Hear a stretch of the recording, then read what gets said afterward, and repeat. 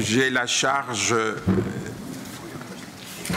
d'assumer la modération du panel intitulé « L'humanisation de l'application du droit international humain en pratique ». J'estime qu'il y a une étroite corrélation entre le sujet du panel précédent et celui-ci. En quelque sorte, ces deux panels se complètent. J'estime personnellement que les 4 orateurs qui constituent ce panel ont la lourde charge de répondre à cette question, à savoir si la raison de l'État continue de l'emporter sur celle de l'humanité. Ou, en d'autres termes, peut-on espérer que la raison de l'État s'effacera ou s'efface déjà devant celle de l'humanité?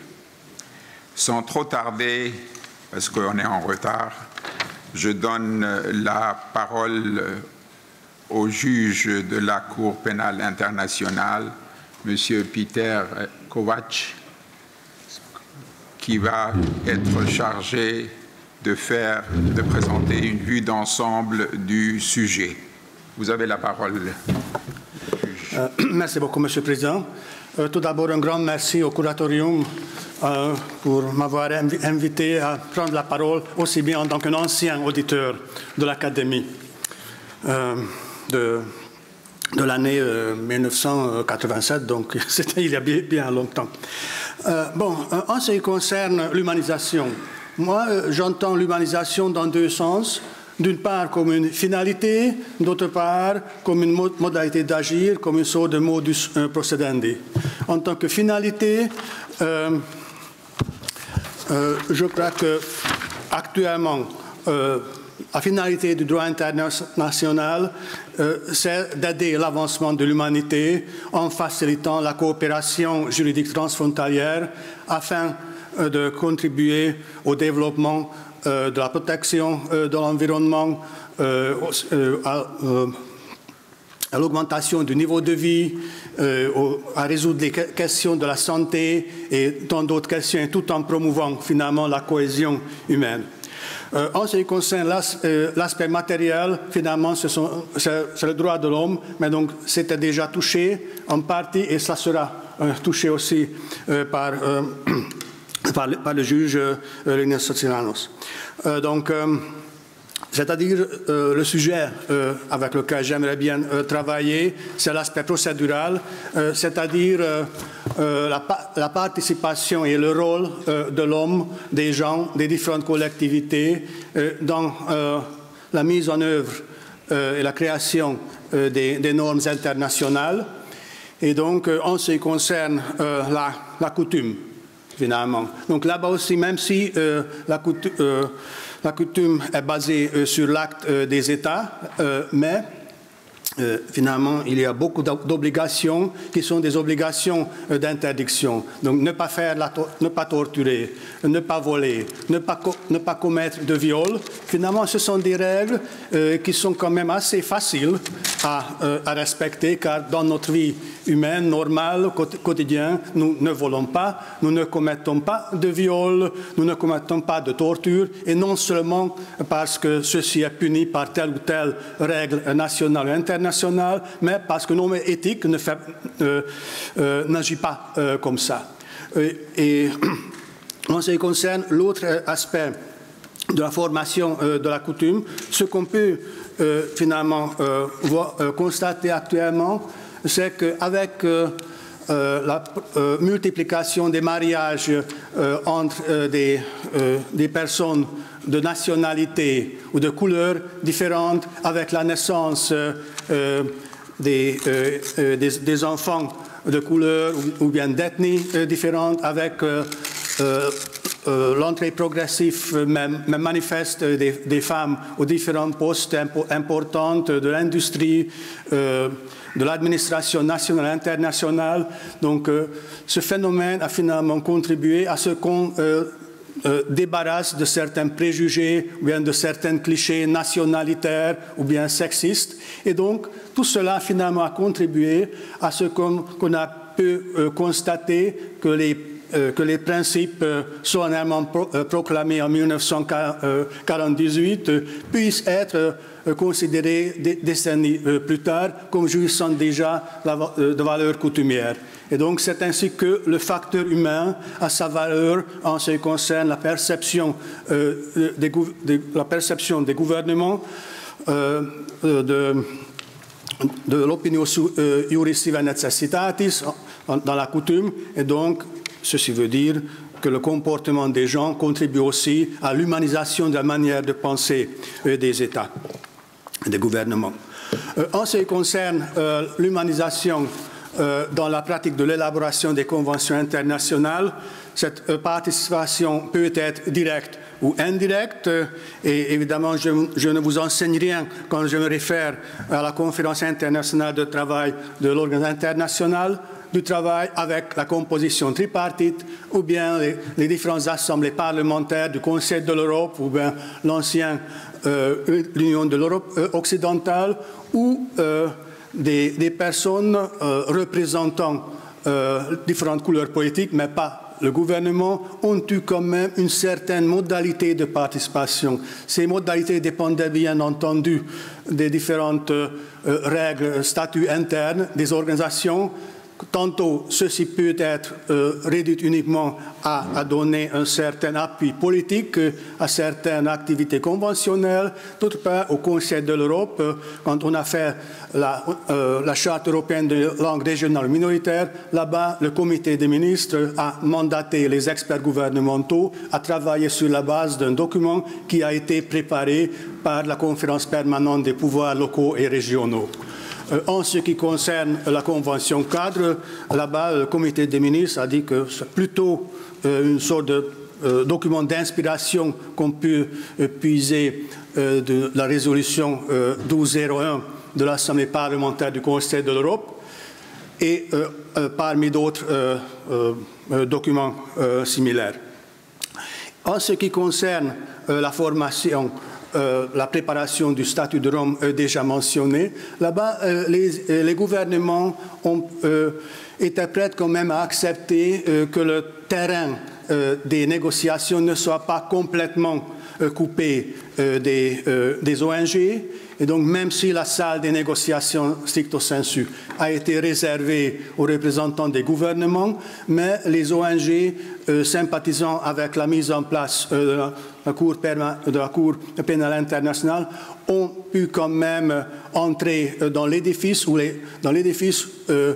et ils ont organisé des événements parallèles en présentant des cas pratiques, en présentant des opinions sur certaines positions textuelles. Donc, d'une manière indirecte, ils ont réussi quand même à contribuer à ce que l'attitude des États sur l'importance de la future Cour pénale internationale devienne populaire, ce qui aboutit finalement donc à l'approbation du projet. En ce qui concerne un autre aspect de l'humanisation de la pratique, donc, quand il s'agit des mécanismes de contrôle non juridictionnel de conventions internationales, je vois l'humanisation dans le fait que, comme vous le savez bien, dans le déclenchement des différentes procédures de contrôle, l'homme a sa place, soit d'une manière optionnelle, donc, actuellement donc, à la Convention c'est déjà obligatoire. En même temps, certains organismes ont aussi accepté même les recours collectifs. En ce qui concerne un autre aspect, donc c'est la participation dans le mécanisme de contrôle. Et ici, je fais référence à l'activité actuelle du Comité des droits économiques, sociaux et culturels de l'ONU, où on entend quand même les ONG quand on examine les rapports étatiques. Ou bien le sous-comité du comité intergouvernementale de la Charte sociale européenne. Donc là aussi, on a quand même réussi à garantir une certaine place aux représentants des travailleurs et des employeurs. Et en plus, dans certaines conventions internationales, comme la Charte européenne des langues régionales ou minoritaires, ou bien la Convention 4 pour la protection des minorités en Europe, les gouvernements ont quand même accepté que le comité d'experts ou le comité de monitoring puisse rencontrer avec les représentants des minorités et que ces minorités puissent quand même leur transmettre des avis sur l'implémentation interne des obligations assumées par les gouvernements. En ce qui concerne l'humanisation dans la pratique du contrôle juridictionnel de conventions internationales, je crois qu'on peut quand même faire la distinction vers 5 petites branches. Donc tout d'abord, l'amicus curiae comme facteur de l'humanisation. Et donc aussi bien en ce qui concerne les tribunaux régionaux des droits de l'homme ou bien les différents tribunaux pénaux, donc on voit quand même un statut garanti pour les amicus curiae, pour les amitiés curiae. En général, ce sont de nouveau quand même des ONG représentant la société civile et représentant finalement ceux qui sont engagés en faveur de la protection des droits de l'homme. En ce qui concerne leur contribution, évidemment, ces amitiés essaient quand même d'aider à trancher un dilemme juridique, aident que les juges font des propositions. Cela appartient aux juges de l'accepter ou pas, mais donc au moins donc, leur vision est qu'il faudrait quand même aller vers une direction plus prometteuse, plus généreuse en ce qui concerne la protection des droits de l'homme. En ce qui concerne l'autre branche de cet aspect, donc c'est l'arrivée des litiges et des droits de l'homme devant la Cour internationale de justice. Le juge Bennouna en a parlé longuement en ce qui concerne la protection diplomatique, mais évidemment, quand il s'agit de l'ancien avis consultatif des traités de paix de la Hongrie, de la Roumanie et de la Bulgarie, n'oublions pas que là-bas, des violations énormes des droits de l'homme étaient derrière.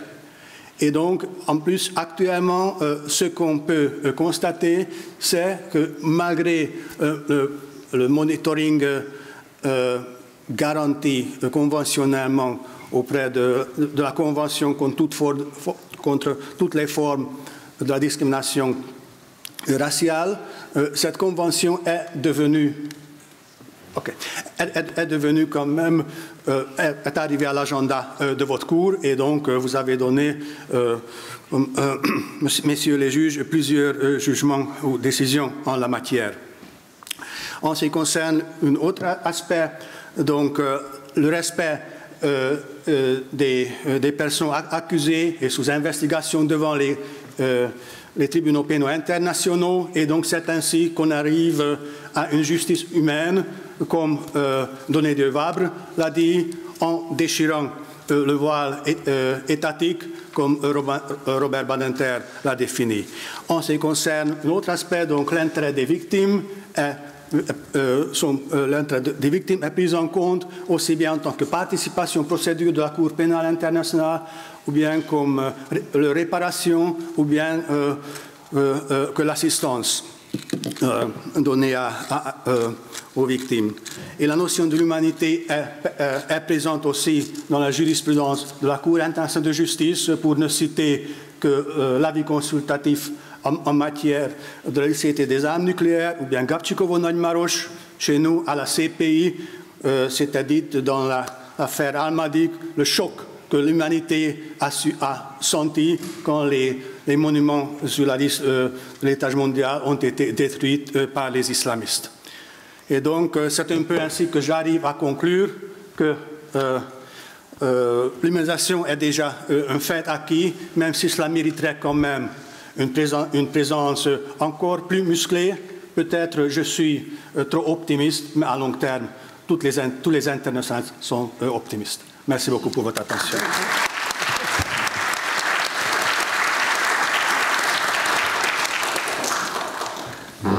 Merci beaucoup, Monsieur le juge Kovacs.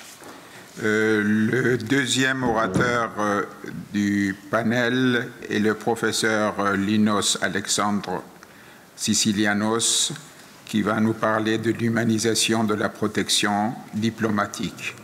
Il est membre du Curatorium, professeur à l'Université d'Athènes et ancien président de la Cour européenne des droits de l'homme. Vous avez la parole. Merci beaucoup, Monsieur le Président, Messieurs les juges, Excellences, chers collègues, chers amis. L'institution de la protection diplomatique constitue un exemple typique du processus d'humanisation du droit international qui fait l'objet de cette conférence. Ce processus a commencé, on le sait, après la Première Guerre mondiale avec la création de la Société des Nations, la mise en place des tribunaux arbitraux mixtes et la conclusion des traités de minorité qui visaient à la protection des individus et pas seulement à celle des intérêts étatiques. Autrement dit, l'humanisation du droit international s'étale sur une période de 100 ans environ, qui coïncide largement avec le centenaire de notre Académie. Au cours de ce siècle, l'Académie a constitué d'ailleurs un lieu de réflexion privilégié sur le rôle de l'individu en droit international, depuis le cours de Jean Spiropoulos, mon compatriote, en 1929, jusqu'à nos jours. La protection diplomatique a évolué durant la même période, notamment depuis l'arrêt Mavromatis de la CPJ de 1924, jusqu'à un certain nombre d'arrêts importants et de la CIJ et de la Cour européenne des droits de l'homme, dont le dernier date du 28 avril 2023, c'est tout récent donc, dans l'affaire Géorgie contre Russie numéro 2. Les travaux de la Commission du droit international ont joué un rôle de premier plan à cet égard, cela a été dit dans le panel précédent. Afin de rendre brièvement compte de cette évolution, j'évoquerai tout d'abord la transformation de la nature juridique de l'institution, puis l'élargissement du champ d'application de la protection diplomatique. Concernant la nature de l'institution, on sait que selon l'approche traditionnelle, telle qu'exprimée par la CPJ dans l'arrêt Mavromatis, lorsque l'État décide de mettre en œuvre la protection diplomatique, à vrai dire, disait la Cour, il fait valoir son propre droit. Près de 50 ans après, cette vision étatiste de l'institution a été réaffirmée par la CIJ dans le fameux arrêt Barcelona Traction. L'État, disait la Cour, est seul maître de décider s'il accordera sa protection, dans quelle mesure il le fera et quand il y mettra fin. Autrement dit, l'État disposerait d'un pouvoir discrétionnaire sur tous les aspects et durant toutes les phases d'exercice de la protection diplomatique. En revanche, l'individu était presque absent du processus dans son ensemble. Cette vision, fondée sur une fiction juridique, est aujourd'hui largement dépassée. La protection diplomatique n'est pas seulement un droit de l'État, elle constitue également, voire surtout, un moyen de protection des droits de l'individu lésé. Comme l'a observé la Commission de droit international, à vrai dire, pour citer l'arrêt Mavromatis, l'État ne fait pas seulement valoir son propre droit, à vrai dire, il fait aussi valoir le droit de son national lésé.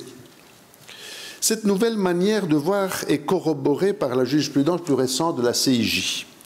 On sait en effet que dans l'affaire Diallo, la Cour a jugé que l'exercice de la protection diplomatique par la République de Guinée en faveur de son national concernait principalement la violation de ses droits individuels en tant que personne.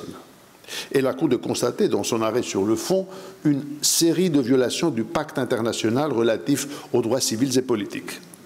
Dans le même ordre d'idées s'inscrivent également les arrêts de la Cour européenne des droits de l'homme dans les affaires interétatiques Chypre contre Turquie, Géorgie contre Russie 1 et 2.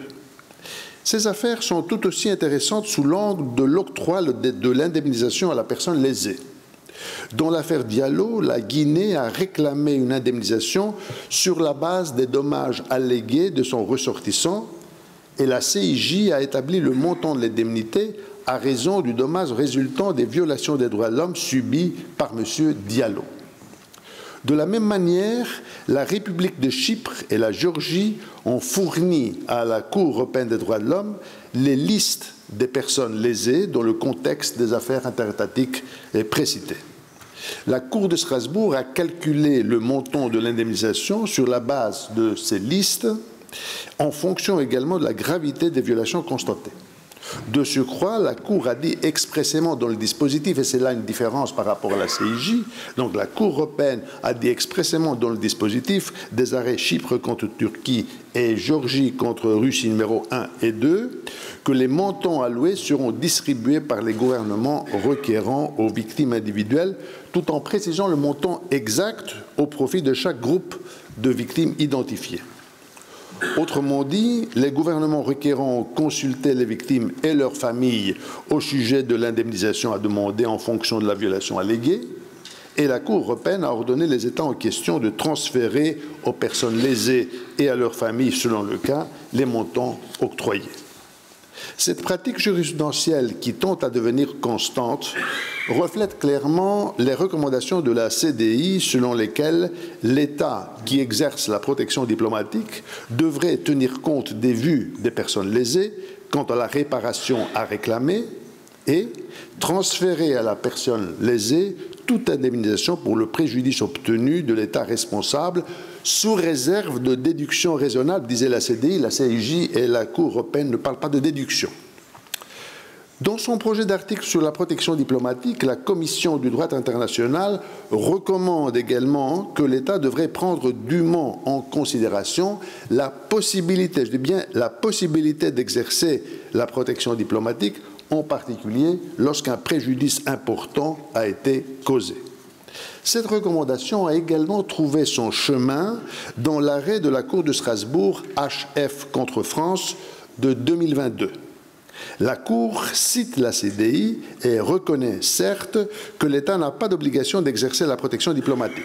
L'État doit néanmoins examiner sérieusement cette possibilité en offrant des garanties contre l'arbitraire, notamment en cas de violation alléguée de l'interdiction de la torture, comme en l'espèce. Ces observations m'amènent au deuxième volet de mon intervention, à savoir l'élargissement du champ d'application de la protection diplomatique ratione materie et ratione persone. J'ai déjà fait allusion à l'élargissement ratione materie en disant que la protection diplomatique constitue aujourd'hui un moyen de protection des droits de l'homme. On sait en effet qu'à l'origine, la protection diplomatique relevait du cadre étroit du standard minimum du traitement des étrangers. De nos jours, étant donné l'évolution matérielle du droit international dans le domaine des droits reconnus aux personnes, le champ d'application ratione persone ratione materie de la protection diplomatique s'est considérablement étendu pour inclure notamment les droits de l'homme internationalement garantis, disait la CIJ dans l'affaire Diallo. Dans le même ordre d'idées s'inscrit l'article 36, paragraphe 1 de la Convention européenne des droits de l'homme. Cette disposition reconnaît un droit d'intervention des États parties au profit de leurs ressortissants qui soumettent une requête contre un autre État partie. La Cour européenne a appliqué à maintes reprises cette disposition. Elle considère que l'intervention d'un État qui prend fait et cause pour son national constitue une forme de protection diplomatique. Ce droit d'intervention s'exerce sur la base de tous les droits de l'homme reconnus par la Convention européenne des droits de l'homme et ses protocoles. Je mentionnerai par ailleurs l'article 46 de la Charte des droits fondamentaux de l'Union européenne qui envisage expressément la protection diplomatique et l'assistance consulaire, une question a été posée tout à l'heure sur ce point, comme un droit des citoyens de l'Union en général. Ce qui m'amène directement à l'élargissement du champ d'application de la protection diplomatique ratione persone, et c'est le dernier point de mon exposé, Monsieur le Président. On sait que selon l'approche traditionnelle, la protection diplomatique pouvait être exercée uniquement au profit des nationaux. Le caractère absolu du principe dit de la nationalité des réclamations a été confirmé de façon éclatante par la Commission des réclamations entre les États-Unis et le Mexique, qui énonçait sans embâche en 1931 qu'un apatride était à la merci de toute autorité étatique et qu'aucun État ne pouvait lui venir en aide. Cette manière de voir est aujourd'hui difficile à accepter.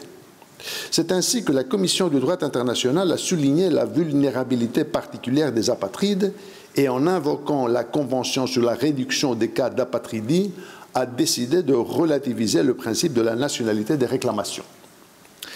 Un État peut exercer la protection diplomatique à l'égard d'une personne apatride si celle-ci, à la date du préjudice et à la date de la présentation officielle de la réclamation, a sa résidence légale et habituelle sur son territoire.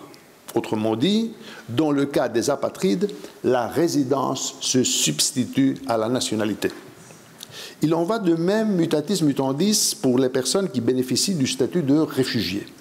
S'en tenir strictement au principe de la nationalité des réclamations priverait de toute protection un autre groupe particulièrement vulnérable, les réfugiés.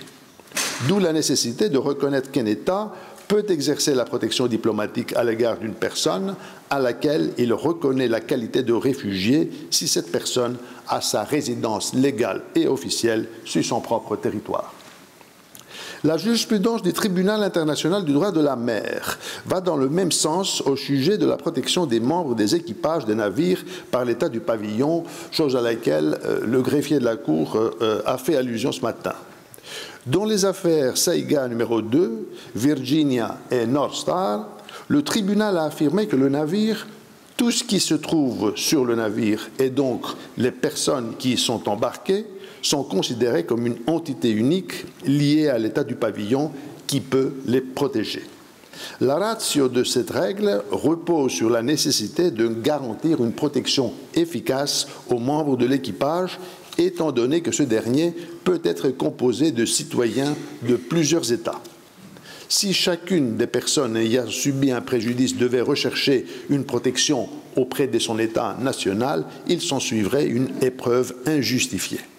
Une fois de plus, le principe de la nationalité des réclamations est tempéré face à la vulnérabilité particulière des personnes concernées. Sur le plan régional maintenant, l'article 46 de la Charte des droits fondamentaux de l'Union européenne introduit une autre exception importante au principe de la nationalité des réclamations. La Charte prévoit en effet que tout citoyen de l'Union européenne bénéficie sur le territoire d'un pays tiers où un État membre dont il est ressortissant n'est pas représenté de la protection diplomatique et consulaire de tout autre État membre. Codifiant une pratique dont les origines remontent à la guerre du Golfe, cette exception est justifiée par la vulnérabilité particulière dans laquelle se trouverait le citoyen d'un État membre qui n'est pas représenté dans le pays tiers. Bref, la vulnérabilité particulière justifie une série d'exceptions au principe de la nationalité des réclamations. La protection diplomatique peut être exercée désormais au profit de personnes autres que les nationaux. En conclusion, l'institution coutumière de la protection diplomatique s'est substantiellement éloignée de l'approche étatique traditionnelle. Elle est devenue plus anthropocentrique. La pratique la plus récente démontre que le pouvoir discrétionnaire de l'État est soumis à des restrictions, que la protection diplomatique n'est plus limitée au standard minimum de protection des étrangers, mais s'exerce sur la base plus large des droits de l'homme. La protection diplomatique constitue en dernière analyse un moyen de protéger les droits humains, y compris ceux de non-nationaux particulièrement vulnérables, comme les apatrides, les réfugiés, etc. Merci beaucoup.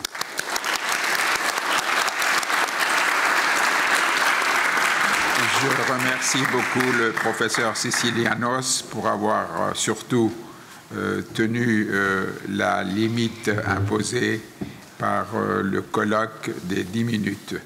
Le troisième orateur du panel est le professeur Maurice Comteau, qui va nous parler de l'humanisation du droit international public au regard des mécanismes de la protection des droits de l'homme. Monsieur Comteau est professeur à l'université de Yaoundé, au Cameroun, et il est membre du curatorium de l'Académie du droit international. Vous avez la parole. Merci, Monsieur le Président.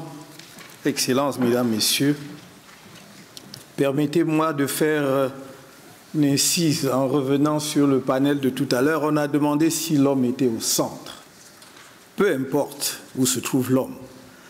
Et s'il est au centre, ce qui importe, c'est ce qu'il fait au centre. Quand je regarde les Pays-Bas, cet écrin de verdure, c'est l'œuvre de l'homme. Donc l'homme n'est pas que destructeur, il construit aussi. Et puisque nous parlons de l'homme, de l'individu, je voudrais dire ici qu'il ne sert à rien d'élaborer les plus belles règles ou des théories les plus affinées.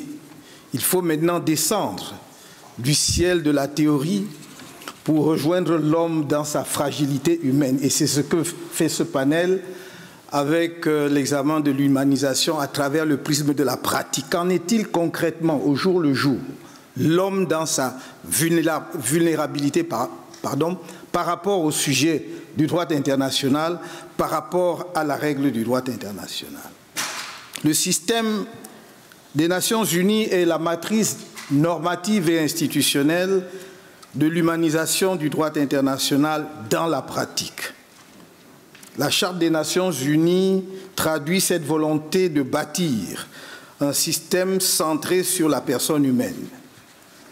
Dans l'incipit de la Charte, elle affirme, entre autres, la résolution des peuples des Nations Unies, non pas des États, des peuples des Nations Unies, a, je cite, proclamé notre foi dans les droits fondamentaux de l'homme, dans la dignité et la valeur de la personne humaine, dans l'égalité des droits des hommes et des femmes. Fin de citation. Sous l'influence de la Charte, les États membres ont développé un système institutionnel tourné vers la mise en œuvre des politiques d'assistance aux personnes humaines, de la FAO à l'OIM, l'Organisation internationale des migrations, en passant par l'Organisation mondiale pour la santé, le PAM, l'UNICEF et que sais-je encore. Parallèlement, les normes de protection et de préservation des droits fondamentaux de la personne humaine se sont développées à travers un réseau d'instruments internationaux qui n'a cessé de s'étoffer depuis le milieu du XXe siècle. Cette ambition originaire d'humanisation du droit international, dont la Déclaration universelle des droits de l'homme de 1948 fut la pierre de touche, s'est enlisée à la suite la multiplication des conflits armés internationaux ou internes et la résurgence des tensions dans la plupart des pays où les droits de l'homme sont mis à rude épreuve. Face à cette situation, il est désormais nécessaire de retrouver la finalité humaine du projet onusien. En ce qui concerne l'enlisement bureaucratique, de l'ambition originaire affichée par la Charte des Nations Unies, on fera quelques brèves remarques sur le traitement des plaintes individuelles des personnes victimes des atteintes graves aux droits, appelées communication, par les organes conventionnels compétents prévus par divers traités des droits de l'homme adoptés dans le cadre de la Charte des Nations Unies.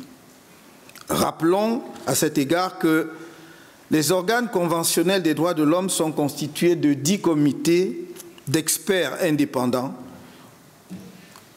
composés de 10 à 25 membres par comité, dont le mandat découle de 9 traités fondamentaux et du protocole facultatif se rapportant à la Convention contre la torture.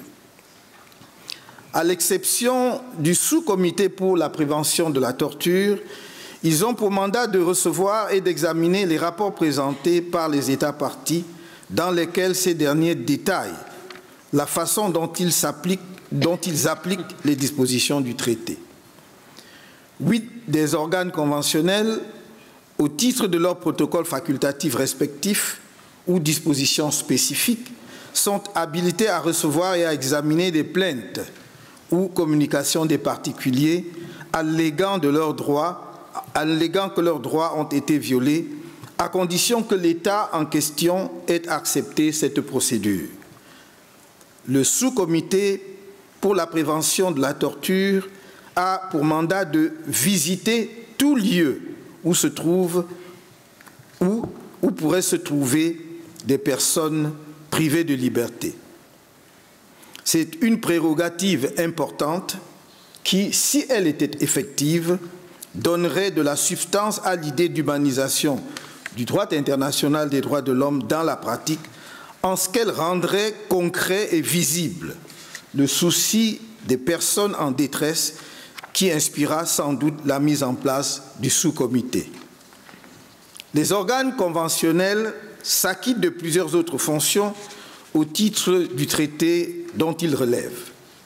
Intervention d'urgence, enquête, demande de renseignements complémentaires relatifs à l'application des traités, également appelée procédure de suivi, traitement des plaintes émanant des États à l'égard d'autres États, observation générale et procédure d'alerte rapide. On convient que les procédures spéciales peuvent être enclenchées sans qu'il soit nécessaire d'avoir épuisé les voies de recours internes ou que l'État visé ne soit partie à l'instrument conventionnel pertinent.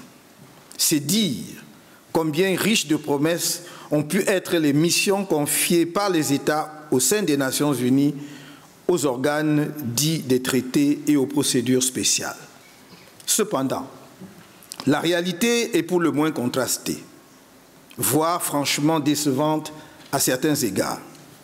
Après plus d'une décennie de tentatives infructueuses de renforcement des mécanismes conventionnels des Nations Unies, ceux-ci ont fait l'objet d'un nouvel examen approfondi en 2020 en vue de leur réforme. On a pu constater alors que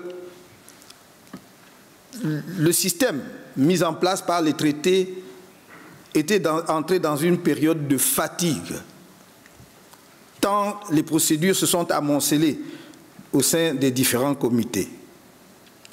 Du point de vue des victimes, dans l'intérêt desquelles tous ces mécanismes ont pourtant été créés, leur effectivité, c'est-à-dire l'effectivité des mécanismes, est douteuse, notamment au regard des délais particulièrement longs observés entre l'enregistrement des communications et le rendu des décisions y afférentes.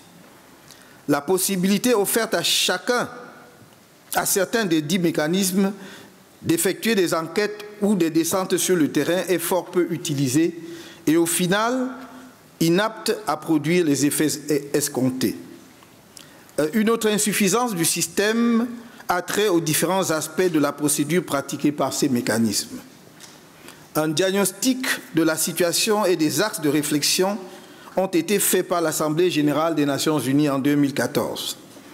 Au nombre des justificatifs des performances insuffisantes des organes conventionnels figure la disproportion entre l'inflation continue des mandats et le manque de ressources financières conséquentes. S'agissant du sous-comité pour la prévention de la torture, le secrétaire général des Nations unies a relevé en 2018 qu'il avait réduit le nombre de visites sur le terrain de 10 à 7 ou à 8 par an. Compte tenu du nombre actuel des ratifications, ajoutait le secrétaire général, il faudra au sous-comité plus de 10 ans pour se rendre dans l'ensemble des États partis où elle doit faire des descentes sur le terrain. L'amélioration des performances des mécanismes onusiens de protection des droits conventionnels de la personne humaine passe aussi par la composition des différents mécanismes et une redéfinition du profil des experts qui doivent en être vraiment et ne jamais se départir de leur indépendance. À cet égard, il faudrait relever le fait qu'il y a encore une omniprésence des États dans le processus de sélection des titulaires des mandats et celle sous-jacente de possibles influences politiques sur le traitement de certains dossiers. S'agissant, c'est mon dernier point, de la nécessité de retrouver la finalité humaniste du projet onusien, on dira que l'humanisation effective de la pratique du droit international passe par la prise en compte effective de la personne humaine derrière la règle de droit international. Les droits de l'homme ne sont pas, comme les autres règles du droit international, d'application ab intesta. La règle de délimitation des frontières, par exemple, des frontières terrestres ou maritimes, s'adresse à un État, personne morale, être abstrait. Les représentants de l'État devant un mécanisme de règlement des différends plaident avec plus ou moins de passion, mais ils ne sont pas dans la situation d'un plaignant dont la vie est en danger. Or, c'est précisément dans cette situation que se trouvent les personnes impliquées dans un contentieux des droits de l'homme. Et pour les représentants de l'État, dans ce contentieux, il s'agit d'un dossier comme un autre. Il est défenseur de l'État, il veut que l'État sorte lavé justement de ce procès. La personne, l'individu en face joue sa vie, celle de sa famille, il joue sa santé, ça fait toute la différence. Dans le procès justement de la personne humaine en rapport dans ses relations avec l'État n'est pas un procès comme les autres, du moins au plan international. Concrètement, l'humanisation du droit international recommande le contact entre le plaignant et la réalité de sa situation. Un due diligence procédural qui imposerait sans doute un réexamen d'une part des mécanismes existants de les mieux doter en ressources humaines, matérielles et financières, et d'autre part des procédures existantes afin, entre autres, de raccourcir les délais d'examen des recours. L'humanisation souligne en outre la nécessité d'une réparation, on l'a dit assez, effective et prompte des victimes des violations graves des droits fondamentaux de la personne humaine ou du droit international humanitaire.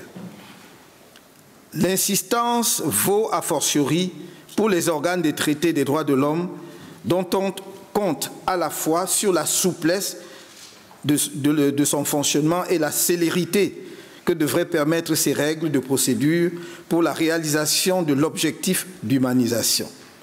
Il reste encore beaucoup à faire pour convaincre toute la doctrine du droit international et plus encore tous les États de ce que le destin de l'humanité est au-dessus de la volonté de l'État.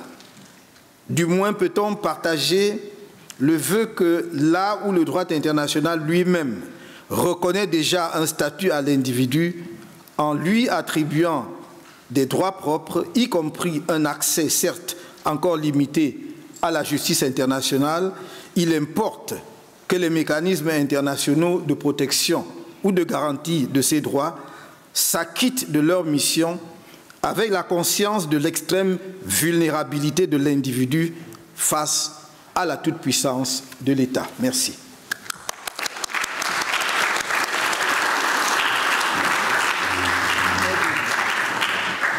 Je remercie beaucoup le professeur Maurice Comteau pour son intervention et je donne la parole à Madame la juge Maria Teresa Infante Caffi,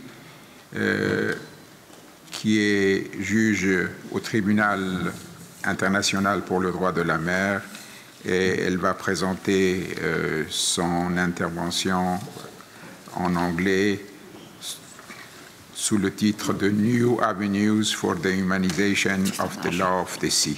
Vous avez la parole, Madame. Merci, Monsieur le Président. Merci l'Académie de droit international pour cette invitation. C'est un honneur d'être parmi vous et d'avoir été présente aujourd'hui dans un débat qui était d'un niveau incroyable, le matin et l'après-midi. Mais ma présentation sera en anglais. I have chosen a title.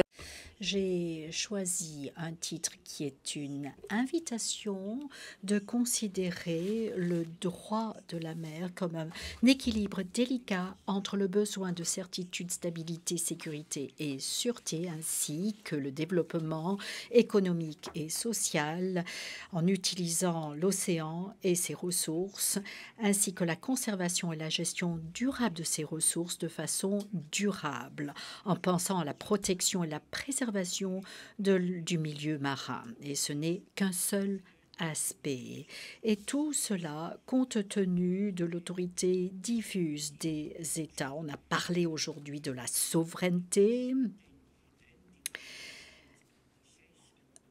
que possèdent les États, mais il me semble que la souveraineté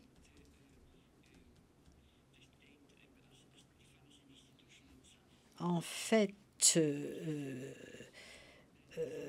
appartient à l'État en tant qu'institution. Tout cela crée des complexités, les relations parfois sont difficiles à comprendre, mais si nous analysons les États et leurs agences, on insiste au croisement des États, des acteurs non étatiques, la participation des universitaires. Et on pense également à la complexité de toutes ces relations et nous nous rendons compte que ce sont des questions qui ne sont pas transparentes. Sur ce point, il convient également de faire observer qu'il y a eu des contributions de juristes de renom, les juges Oxman, Vukas, Trèves et Ndia, qui ont anticipé, se sont prononcés sur nombre des questions dont je vous parlerai.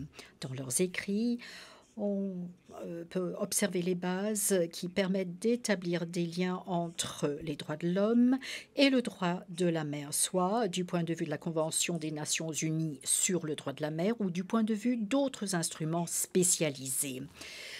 Le débat en fait, nous permet de voir comment la Convention des Nations Unies ainsi que les accords d'application et les systèmes de gouvernance sont perçus comme des moyens pour évaluer les réponses aux exigences de développement durable. La relation entre les exigences de développement durable, les droits de l'homme et l'humanisation du droit international. Une méthodologie qui examine les menaces à l'écosystème marin et les conséquences pour la population sont des questions qui relèvent du droit de la mer. Cette approche a pour objet d'introduire une cohérence dans les réponses et au lieu d'appliquer des perspectives sectorielles ou fragmentées. Ces caractéristiques s'observent dans la négociation d'un projet d'accord en vertu de la Convention des Nations Unies sur le droit de la mer, sur la conservation et l'utilisation durable de la diversité biologique marine.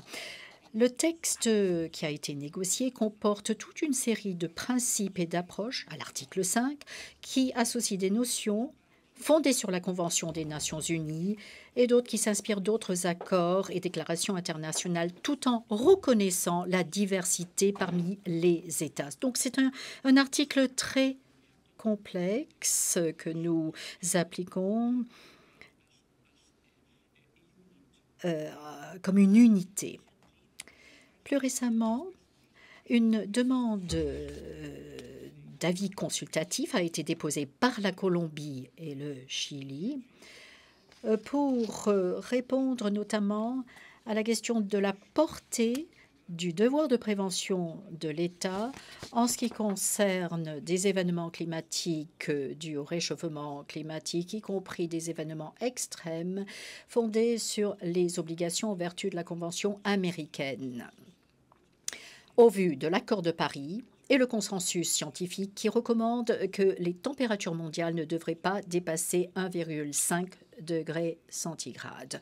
Une autre question portée devant la Cour porte sur le comportement que les États doivent adopter pour réglementer, contrôler, surveiller, ainsi que de demander, adopter des évaluations d'impact environnemental, établir des plans d'urgence et d'atténuer des activités qui seraient susceptibles d'aggraver ou pourraient aggraver l'urgence climatique. Donc, nombre de questions pour lesquelles il s'agit de trouver des réponses dans le cadre d'accords internationaux sur l'environnement, mais également sous l'angle des droits de l'homme.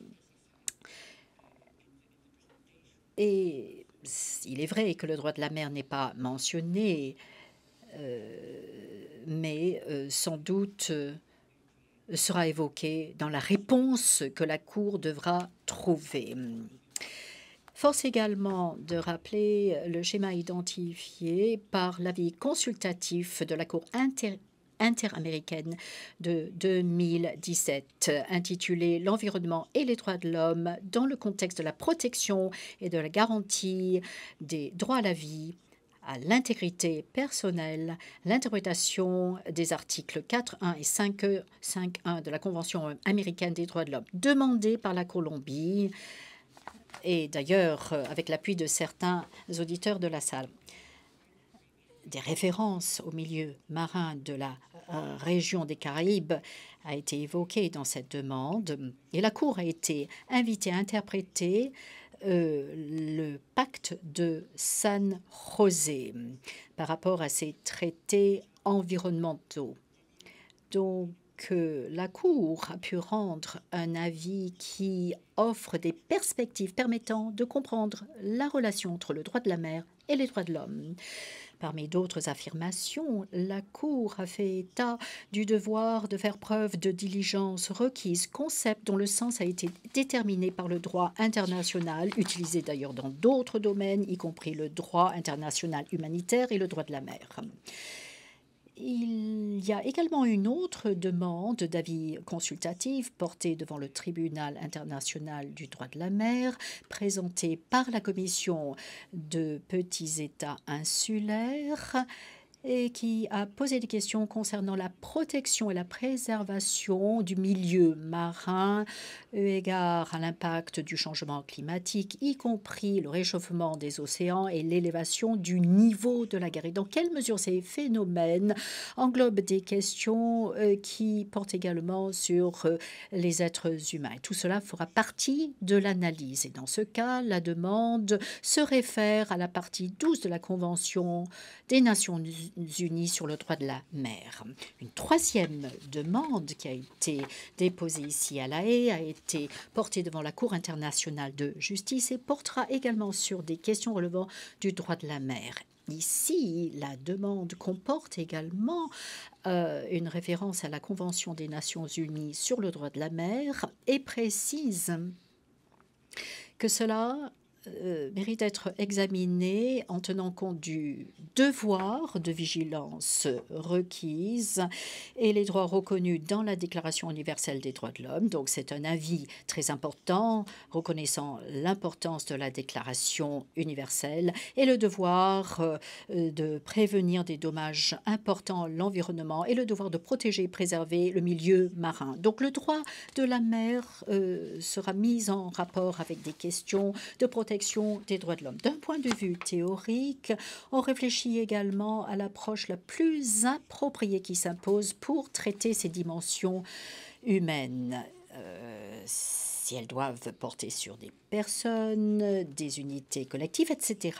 D'emblée, force est de constater que dans presque tous les cas et dans toutes les problématiques se posent des questions du respect de la mise en œuvre du droit de la mer, de la gouvernance, des schémas de réglementation et des mécanismes de respect. Et d'autre part, l'idée selon laquelle le droit de la mer devrait englober des principes et des règles qui, mis ensemble avec d'autres objectifs, devraient contribuer à la protection des peuples, prévoyant des devoirs et des responsabilités pour assurer une protection de la vie humaine. D'ailleurs, ce débat s'inscrit également dans le débat porté devant l'autorité chargée de la protection des fonds marins, institution d'ailleurs qui a été créée pour mettre en œuvre le patrimoine commun de l'humanité.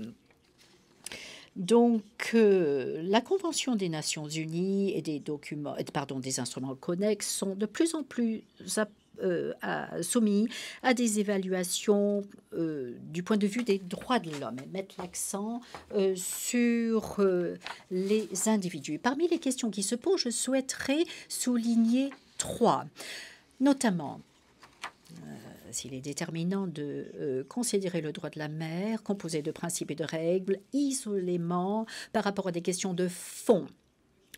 Des questions concernant des questions juridictionnelles et le statut de ressources naturelles ainsi que de leur utilisation se posent outre des opinions portant sur des problématiques de droits de l'homme. Et quand bien même ces perspectives ne sont peut-être pas expressément mentionnées dans les dispositions de la Convention des Nations Unies sur le droit de la mer, ces questions se posent chaque fois que nous nous penchons sur ces questions complexes. Donc, dans quelle mesure ces perspectives sont réalistes doit être testé dans la pratique. Et une autre question qui se pose est de savoir si la théorie des régimes contenus impose des contraintes à l'application du droit de la mer qui pourraient s'analyser par rapport à d'autres dimensions, et notamment au niveau du Comité des droits de l'homme, en vertu du pacte des droits civils, etc. On peut se référer à la situation des migrants irréguliers, les personnes victimes de traite en haute mer, le trafic des stupéfiants, etc. On peut se référer à des régimes autonomes. Une autre question porte sur la capacité du droit de la mer pour régler des problèmes collectifs, tels ceux posés par des questions environnementales ou de sécurité. Donc, on cherche à intégrer sous le droit de la mer des problématiques qui relèvent d'autres domaines internationaux.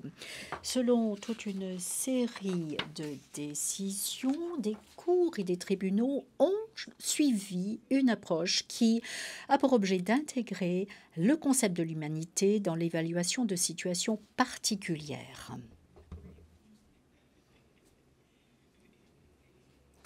Je peux vous faire référence à l'affaire Saigo, déjà évoquée par le professeur Cecilianus, où je peux citer cette affaire: les considérations de l'humanité doivent s'appliquer dans le droit de la mer. On s'est inspiré d'ailleurs de l'affaire du détroit de Corfou. On a rajouté que quand bien même la Convention ne comporte pas de dispositions expresses sur le recours à la force dans l'arraisonnement de navires, le droit international exige que le recours à la force doit être évité dans toute la mesure du possible. Et lorsque la force est inévitable, cela ne doit pas aller au-delà de ce qui s'avère raisonnable et nécessaire dans les circonstances. Et dans d'autres cas, le TIDM s'était également référé à cette dimension très importante. Je vais conclure. Une autre variante de cette perspective peut se découler de régimes maritimes spécifiques. Cela reflète une décision adoptée par le Comité des droits de l'homme en vertu du protocole facultatif du pacte sur les droits civils et politiques. Donc, je n'ai pas décrit tous les domaines, mais cela m'amène à la fin de ma présentation et je tiens à vous remercier. Merci. I would like to thank Madame Infante Caffi, Judge of the ITLOS, but I want to add also that she is a new member of the international, a new member of the Curatorium of International Law Academy. Thank you. Je me tourne vers... Est-ce qu'on peut prendre des questions? Normalement, non. Mais c'est intéressant. Deux questions. Deux questions. Bon.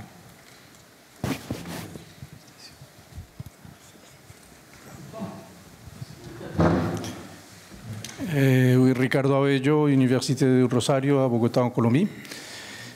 Vous avez tous parlé et aussi le juge Bennouna en a parlé de ce dialogue entre les différents tribunaux et comment la Cour internationale de justice commence à citer aussi les autres tribunaux. Et en ce sens, Maria Teresa Infante, Madame la juge, avait parlé de 3 avis consultatifs qui sont au même moment dans les différents tribunaux. Comment croyez-vous, en général pour le panel, que va être ce dialogue entre les tribunaux avec 3 questions qui ont beaucoup de points en commun, si pas tous? Merci. Une deuxième question, alors.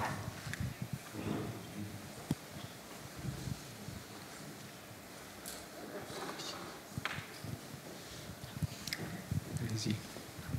Allez-y, madame. Eulalia Petit de l'Université de Séville. J'ai une question pour Monsieur le professeur Sicilianos. Vous avez parlé des différentes affaires et la question de la protection diplomatique et les droits que l'État est en train d'exercer quand elle entame la protection diplomatique.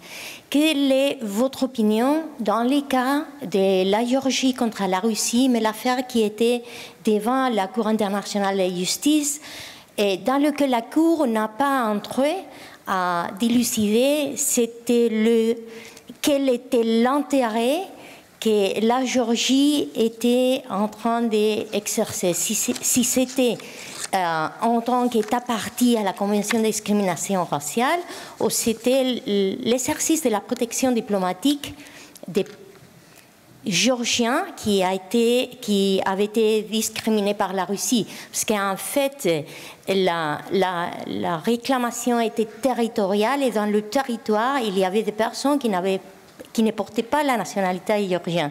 Je crois que dans ces cas, et puis maintenant on a l'Arménie contre l'Azerbaïdjan contre l'Arménie et d'autres cas dans lesquels le problème peut se poser s'il prospère de la phase des critères préalables pour l'exercice de la juridiction. Dans ces cas-là, c'était que les négociations n'étaient pas entamées avant la déduction de la demande. Merci beaucoup. Alors, il y a 2 questions qui ont été posées. Une première à la juge Infante Caffi. Vous pouvez répondre tout de suite, si vous voulez. Oui. Allez-y. Pas de problème. Je ne sais pas si je... Comment est-ce qu'on fait ici? Là? Oui, merci, Monsieur le Président. Merci pour la question. C'est une question qui peut donner lieu à une table ronde, n'est-ce pas, après les opinions, une fois que les opinions seront rendues. Mais je crois qu'il faut distinguer un peu. Il y a un dialogue qui se tient de façon permanente, parce que je crois qu'il y a la lecture de décisions qui ont été prises par d'autres tribunaux. Je suis sûr qu'à Hambourg et ici à La Haye, à Costa Rica, cela dépend du sujet. Mais la nature de la Cour interaméricaine des droits de l'homme est différente de celle des tribunaux de La Haye et d'Hambourg. Là, c'est l'individu, c'est la question de la personne humaine qui est complètement nue devant le tribunal. Et la Cour a la tendance à élargir un peu la portée des obligations et l'interprétation des principes qui se trouvent dans la charte, la carte ou le pacte de San José. Et ça, c'est très intéressant, mais c'est un environnement politique aussi. Et les tribunaux, le droit à la mer ici, je crois qu'ils vont regarder ce qui va se passer. Je ne sais pas si la décision de la Cour interaméricaine sera prise avant que la décision ici ne soit prise, mais il y aura les mentions qui vont se faire certainement au droit international général, aux obligations qui découlent des conventions générales. Ça sera très important de regarder. Je ne sais pas s'ils vont être suivis. Et les deux tribunaux interétatiques auront une responsabilité très grande d'apporter cohérence au droit international en ce qui concerne le changement climatique. Et là, c'est très intéressant. Je trouve qu'ils vont travailler bien. Peut-être qu'ils vont se lire aussi. Je ne sais pas s'ils vont faire des références aux autres décisions, mais ils vont se lire certainement. Merci.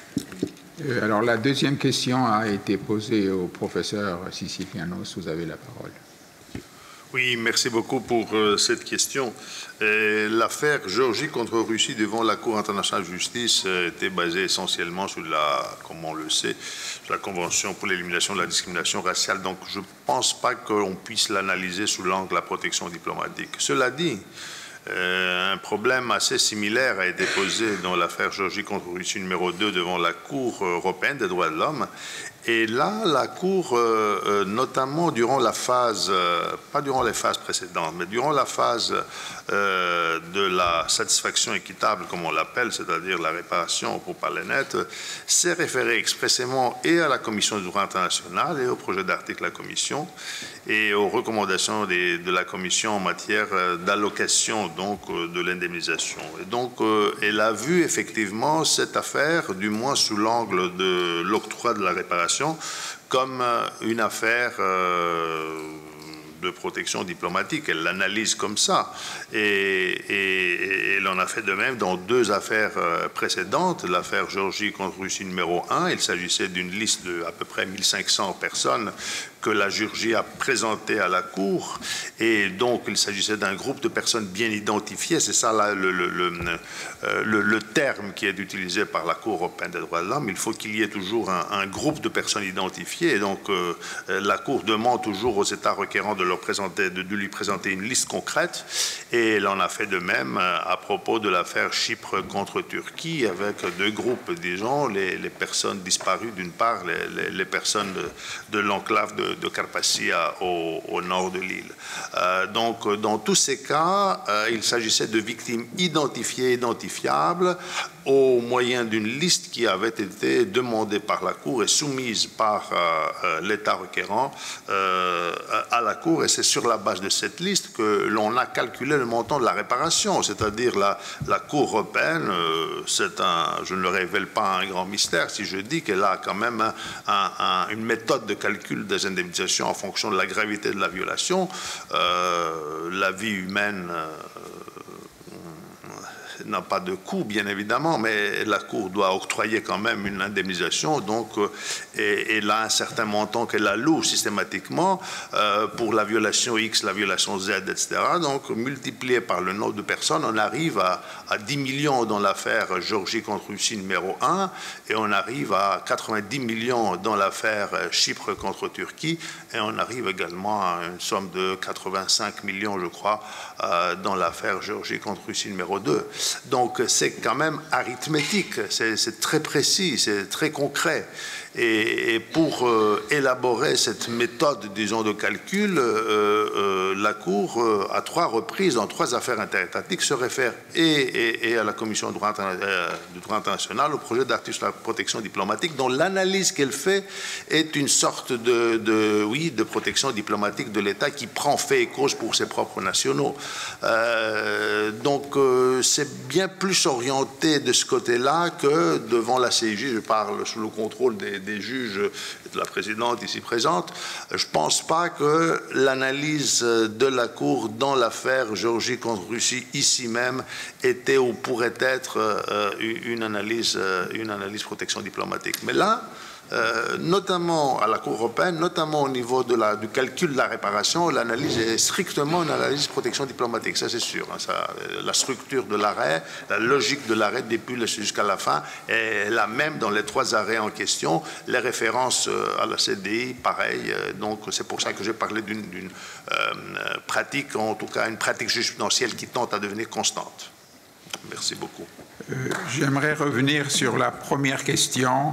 Cette crainte existait déjà à l'époque où la première affaire a été en matière de délimitation adressée au tribunal international pour le droit de la mer, mais c'était une crainte qui n'a pas été matérialisé, comme on dit, et il y a eu absolument pas de fragmentation entre les critères applicables en matière de délimitation, aussi bien par la Cour internationale de justice que par le tribunal.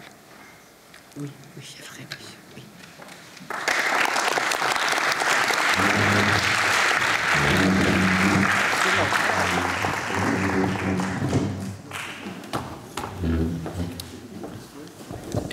Je crois qu'il fallait s'y attendre. Nous n'avons pas rattrapé le retard. Je vous donne cette information. Il est 17h03. Nous avons déjà commencé la dernière table ronde depuis une demi-heure. Ça ne s'est pas produit naturellement. Mais nous avons besoin d'une pause, je crois. Se dégourdir un petit peu les jambes, boire un café, un peu d'eau. Je vous propose de limiter cette pause à 20 minutes parce que la table ronde suivante est très importante, évidemment, pour l'Académie. Elle s'intéresse à l'humanisation du droit international privé avec des grandes voix du droit international privé. Donc, je vous invite à revenir dans 20 minutes précises ici. Merci.